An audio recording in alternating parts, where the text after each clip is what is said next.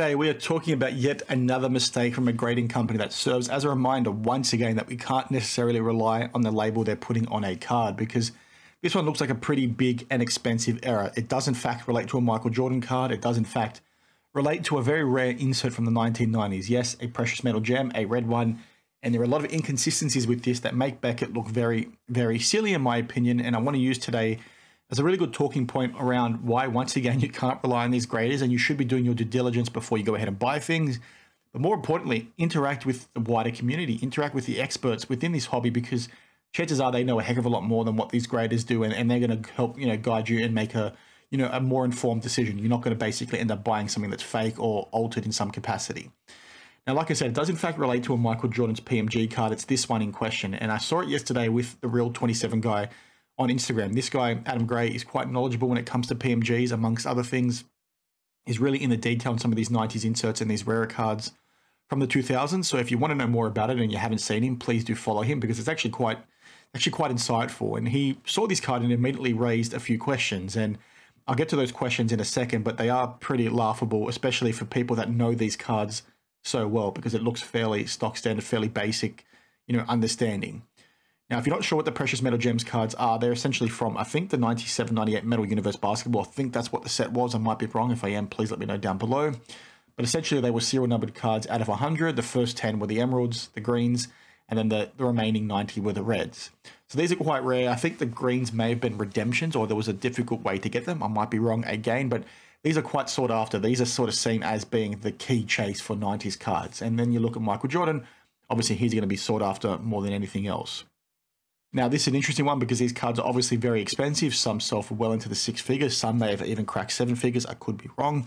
But they are, not cheap. And some of these, even for the, lesser known players, also sell for a heck of a lot of money, because you've got guys out there wanting to chase sets and certain things like that. Some of which I think I've seen in other videos from Adam that some haven't even shown up yet. Like, you haven't even seen greens of certain players. But again, I could be wrong and getting confused with a few things. But the general point is, these are very expensive cards. Most basketball collectors know what they are. They are incredibly sought after. So the fact that you can have one of these maybe be faked, and faked to the point where a grading company gets fooled by it, is quite concerning, especially with the fact that Beckett don't offer a guarantee on their grading service, meaning if you buy this, you're sort of shit out of luck, right? You're thinking that Beckett's going to stand by their work.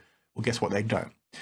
Now, the things that Adam raises about this are quite laughable, and I'll go through them now quickly and then go back to his video in a second. But there's a few sort of red flags. Firstly, the images are not that good, as he does talk to in his video, and it looks like somebody's colored in the card, with a red Sharpie, or maybe stuck some red cellophane on that. I'll get to that in a second, but the thought process kicks things off by a few things on the back of the card as an example.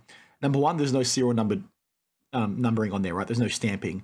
And that's not necessarily a huge red flag, because what has happened in the past is some of these have come out from the factory as uncut sheets. People have cut them up and then sent them in to get graded. So they match all the other consistencies of a precious metal gem card. They just don't have the serial number. So what, graders would do in that instance is like what they've done up here, authentic altered. So like Adam says, maybe the grader saw that and basically thought it was an uncut sheet. But there's a few other inconsistencies, right? There's a thing here where basically it's meant to say precious metal gem up there in the top right corner, and it's clearly not there on any of the images of the card, which is, again, a pretty, big red flag, because that's meant to be there. That's never not been there on a PMG before, as the experts are basically telling us.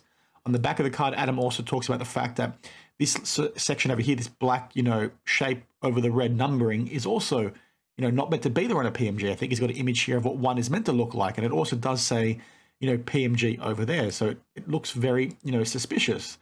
I think the other thing that Adam flags with the sort of front of the card is that it doesn't actually look like the same sort of material that you see on these other PMG cards. And, I can't show a comparison right now, but again, it looks very odd. It doesn't look, as bright and full as, these other ones. And maybe it could be down to the images, but when you're sort of seeing the fact that, there's no serial number on the back, this thing doesn't match what a PMG card should look like, PMG is not stated up there, it looks very much like somebody's done some hanky-panky here.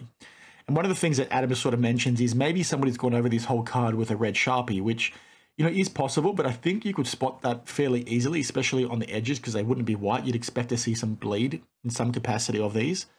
I wouldn't be shocked if maybe somebody just stuck some red cellophane over the top of this freaking card and made it look like how it is right now.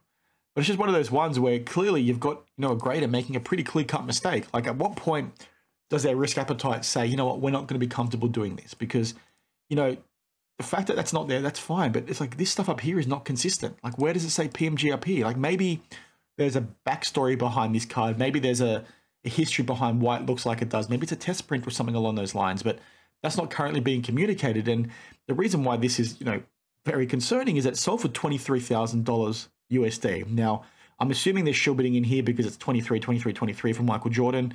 And I'm sure if we click into the bids, we're going to see some zero bidders in some capacity. Maybe not, but I'd be shocked if this was a genuine sale because people obviously would have caught on to this fact. But it's just a really, you know, concerning situation. And sort of you can see here what some of these have been selling for, right? Clearly, people know that there's something up with this. Sorry about the hiccups. Where they're selling for, you know, 160 grand, 300 grand, 342 grand. So it's just a crazy reminder on why you sort of need to be paying attention to the cards themselves, the slabs, and relying on the community for the most part, right? Talk to the experts and not just trust what these slabs are sort of saying. Now, I should also quickly mention that the slab itself could be fake, right? But, you know, when you look up the cert on, you know, Beckett's website, I'll bring it up now for you. You'll see that it was graded on Friday, the 8th of March. There's no grade there. There's no designation around it being authentic altered. I can't recall if that note is normally put there by Beckett. But again, it's just quite an interesting one. So the fact that it, you know, was only graded recently leads me to believe that maybe somebody faked this thing and decided to try and push it past Beckett and now trying to flock it as quickly as possible. But again, it could be somebody maybe seeing this and then, you know, getting a fake slab itself because, again, who knows these days with people. But I think it's just a constant reminder. Again, don't trust what, you know, these graders are saying. Now, this could be a fake thing. It might be them cutting some slack towards BGS, but for the most part, my point, you know, still stands. They don't have a guarantee, so you're not, you know, protected as a prospective buyer. PSA do in fact have one, but do you want to run the risk of owning something that is not genuine? Like, yeah, you're still protected by a PSA guarantee, but they've been, you know, a bit finicky with that in the past, and they limit it to certain values and all that kind of stuff. You know, use the community to your advantage. Talk to people like Adam, who's an expert in these kinds of cards or other 90s inserts. You know, I'm sure you might collect something that's pretty, you know, specific. Like I've got these cool Dragon Ball Z cards over here. I've got some flawless soccer cards over here. Like there are experts in those things as well. So communicate with them before you go ahead and make a purchase. Try and learn from them. Because as I've said many times, like you see these grading companies make mistakes. Like SGC did some recently with some Pokemon cards, right? And they post it. Their graders, sorry, I should say, have had these cards in their hand for weeks and weeks and weeks. They grade the thing, then it gets posted on the internet, and within minutes, somebody's basically saying that thing's fake. It's like, guys, the community knows what they're doing. So just be very careful when it comes to stuff like this. And it's just a reminder, again, be on your toes, be on the lookout for this kind of stuff, look out for your fellow collector. And, you know, as always, let me know your thoughts down below because I thought this one was, you know, pretty damn interesting. It's just a pretty laughable mistake, and I'd love to see what the card, you know, looks like in person. Did somebody use Sharpie like Adam said? Or is it like red cellophane over the top of the card? Have they done something else?